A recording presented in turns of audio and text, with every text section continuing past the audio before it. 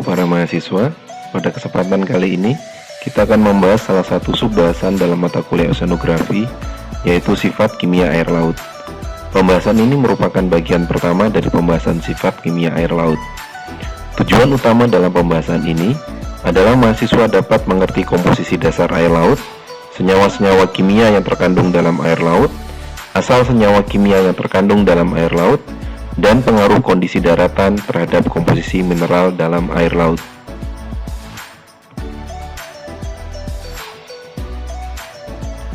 Sebelum membahas sifat kimia air laut, Anda sudah mempelajari distribusi suhu di lautan. Dalam pembahasan suhu di lautan, sudah dijelaskan kalau semakin dingin air, maka berat jenis air akan semakin meningkat. Hal ini yang menyebabkan air yang dingin akan berada di bawah air yang lebih hangat. Fenomena ini yang menjelaskan kenapa di laut dalam, suhu airnya lebih dingin dibandingkan dengan permukaan laut.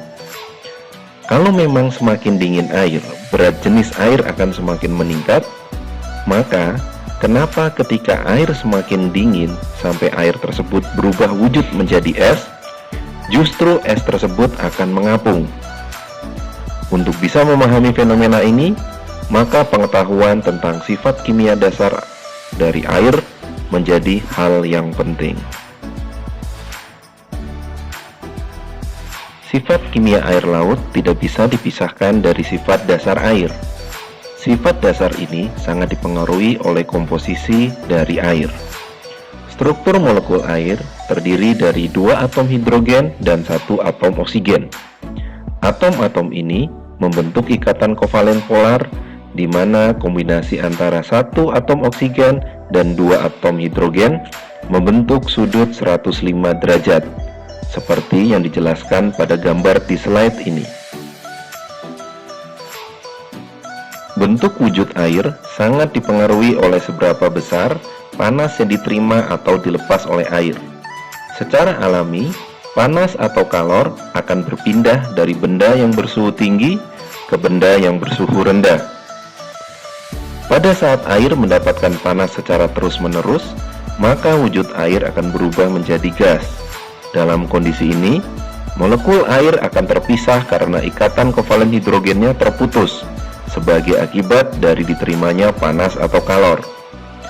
Sehingga karena panas yang diterima, maka ikatan antar molekul air akan merenggang yang menyebabkan berat jenis air hangat menjadi lebih kecil dibandingkan dengan air yang lebih dingin. Pada saat air melepaskan panas, sehingga suhu air menjadi lebih dingin, molekul air akan merapat. Kondisi ini menyebabkan berat jenis air akan bertambah seiring dengan pelepasan panas dari badan air. Apabila pelepasan panas ini terjadi terus-menerus, maka molekul air akan terus merapat sampai akhirnya membentuk benda padat.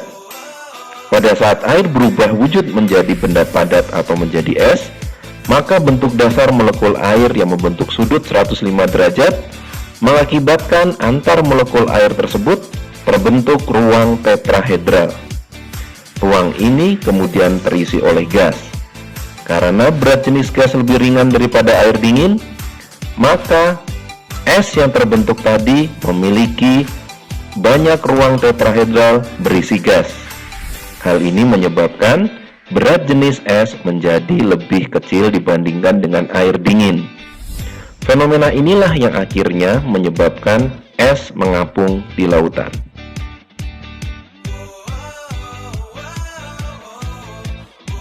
Sifat kimia air laut juga akan dipengaruhi oleh komponen kimia yang terkandung di dalam air laut. Komponen kimia air laut terdiri dari beberapa jenis. Jenis yang pertama adalah partikel tersuspensi. Partikel ini adalah partikel yang tidak bisa melewati filter ukuran 0,45 mikrometer. Partikel tersuspensi ada yang berupa bahan organik seperti detritus, dan juga ada yang merupakan bahan anorganik seperti mineral-mineral. Jenis yang kedua adalah gas. Gas-gas ini dibagi menjadi 2 kelompok, konservatif dan non-konservatif. Gas konservatif adalah gas-gas yang keberadaannya di air tidak dipengaruhi oleh proses biologi. Contoh dari gas ini adalah nitrogen, argon, dan xenon. Gas non-konservatif adalah gas-gas yang keberadaannya di air dipengaruhi oleh proses biologi. Contoh dari gas non-konservatif adalah oksigen dan karbon dioksida. Jenis senyawa kimia yang ketiga adalah koloid. Koloid adalah senyawa yang berukuran lebih kecil dari 0,45 mikrometer tapi tidak terlarut dalam air. Koloid ada yang termasuk bahan organik seperti organometalik dan juga ada yang berupa bahan anorganik seperti oksihidroksida. Senyawa kimia keempat adalah bahan terlarut. Bahan terlarut juga bisa merupakan bahan organik dan bahan anorganik. Contoh bahan organik adalah asam humus, sedangkan bahan anorganik terdiri dari unsur-unsur utama seperti Na, Cl, Ca, K, dan Mg, unsur minor seperti P dan N, unsur trace seperti Pb, Hg, dan Cd. Secara alami, konsentrasi unsur utama di air laut adalah 0,05 sampai 750 milimolar. Unsur minor 0,05 sampai 50 mikromolar dan unsur trace 0,05 sampai 50 nanomolar. Air laut memiliki kandungan unsur-unsur utama. Penelitian Millero menunjukkan bahwa unsur air laut terdiri dari unsur kation dan unsur anion. Tabel dalam slide ini menunjukkan unsur-unsur utama yang ada di air laut. Satuan yang digunakan adalah gram per jumlah klorida dalam satuan promil. Air laut mengandung berbagai senyawa kimia.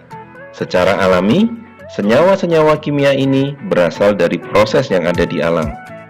Senyawa-senyawa ini masuk ke lautan melalui siklus air. Slide ini menggambarkan proses siklus air secara umum. Air dari lautan terbawa ke udara setelah proses evaporasi. Evaporasi juga terjadi pada permukaan air di daratan seperti danau dan sungai. Uap air juga didapatkan melalui proses transpirasi. Proses transpirasi adalah proses evaporasi dari permukaan daun. Uap air yang terkumpul ini pada akhirnya akan turun sebagai hujan atau salju. Air dari hujan atau salju akan kembali ke dalam tanah untuk menjadi air tanah. Selain itu, tentu saja ada air hujan atau salju yang jatuh langsung di permukaan air pada berbagai ekosistem perairan. Air bawah tanah juga bersumber dari es yang mencair di pegunungan. Air-air baik yang berupa air bawah tanah atau air yang mengalir di permukaan, seperti di permukaan sungai, akan kembali ke laut. Senyawa-senyawa kimia akan ikut terbawa bersama air yang mengalir ke laut ini. Slide ini menggambarkan secara lebih detail terjadinya siklus air. Proses masuknya senyawa-senyawa kimia yang terkandung di air laut sebagian besar bersamaan dengan masuknya air dari daratan ke lautan. Air yang mengalir dari daratan ke lautan ini membawa berbagai senyawa-senyawa kimia yang ada di daratan untuk masuk ke lautan. Sumber utama senyawa kimia yang masuk ke lautan bersama siklus air adalah proses pelapukan, proses hidrotermal, dan aktivitas manusia. Di gambar ini dijelaskan beberapa kegiatan-kegiatan utama yang pada umumnya berkontribusi dalam masuknya senyawa-senyawa kimia ke dalam air laut. Pelapukan adalah salah satu proses utama yang membuat berbagai senyawa kimia dari daratan dapat masuk ke air laut. Proses pelapukan batuan terjadi karena air hujan yang mengandung CO2 dan SO2 bereaksi dengan mineral tanah dan batuan. Sebagai contoh dari proses ini adalah batuan kalsit atau CaCO3 yang terpapar air hujan sehingga kalsit bereaksi dengan CO2 dan H2O. Dari proses ini, ion kalsium atau Ca2+ akan terlarut di air. Dalam proses ini juga akan terbentuk ion bikarbonat. Contoh proses yang lain adalah ketika batuan albit atau 2Na-AlSi3O8 terpapar air hujan. Proses ini membuat terbentuk batuan kaulinit dan terlarutnya ion sodium dan juga terbentuknya silikat dioksida. Proses yang ada di alam tidak semuanya memberikan senyawa kimia ke air laut, tetapi juga ada proses yang mengambil senyawa kimia dari air laut. Slide ini menggambarkan proses-proses yang memberikan dan mengambil senyawa kimia dari air laut. Panah berwarna oranye adalah proses yang mengambil atau memindahkan senyawa kimia dari air laut. Sementara panah berwarna merah adalah proses yang memberikan atau menambah senyawa kimia ke air laut. Kegiatan vulkanik akan mengeluarkan sulfur dioksida, karbon dioksida, hidrogen sulfide maupun asam hidroklorik ke udara. Proses presipitasi vulkanik dapat membawa sulfat, sulfit maupun klorida ke laut. Pelapukan dapat memberikan sodium, kalsium, potasium, magnesium maupun klorida ke air sungai yang pada akhirnya akan sampai ke laut. Kegiatan hidrotermal dapat memberikan magnesium dan kalsium ke air laut. Sementara proses sea spray yang membawa air laut ke daratan di zona intertidal dapat membawa sodium dan klorida keluar dari air laut. Proses biologi yang membutuhkan mineral dapat mengambil silika, nitrat, kalsium karbonat, dan magnesium dari air laut. Proses absorpsi juga dapat membuat mangan terambil dari air laut. Kegiatan di hidrotermal vent juga bisa mengambil kalsium, potasium, sulfida, klorida, dan litium, serta rubidium dari air laut. Dari proses-proses masuk dan keluarnya senyawa kimia ke dan dari air laut, maka kita bisa mengetahui asal garam mineral yang ada di air laut. Secara umum, asal muasal garam mineral dari air laut adalah dari sungai, kegiatan vulkanik, debu dan hujan, serta kegiatan antropogenik. Garam-garam mineral yang berasal dari kegiatan-kegiatan inilah yang membuat air laut mengandung berbagai mineral yang membentuk salinitas air laut. Secara umum, air laut terdiri dari air dan berbagai senyawa kimia. Dalam 1 kg air laut, terdapat rata-rata 965,6 gram air dan 34,4 gram komponen lainnya. Komponen-komponen lainnya ini antara lain adalah sodium, sulfat, magnesium, bikarbonat, kalsium, potasium, klorida, dan ion-ion lainnya. Bagian terbesar dari komponen-komponen ini adalah sodium dan klorida.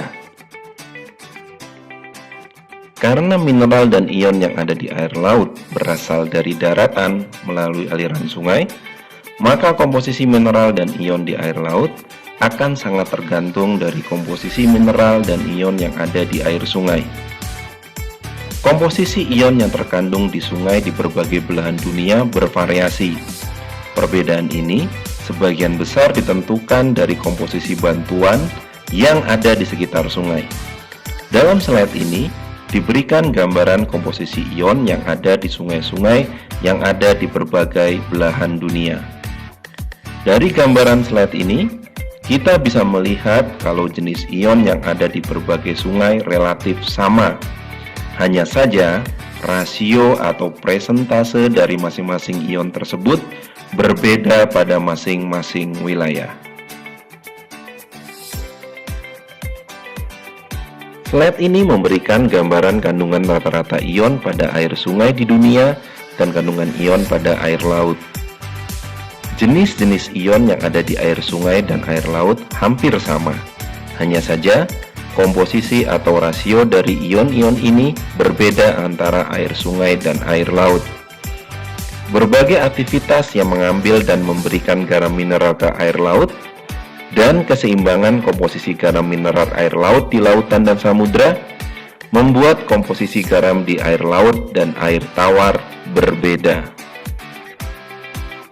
Ini adalah akhir penjelasan dari sesi ini. Bahan pada sesi ini akan menjadi bahan untuk mengerjakan tugas yang akan diberikan dalam mata kuliah ini. Selalu jaga kesehatan dan jalani kuliah sebagai bentuk investasi diri.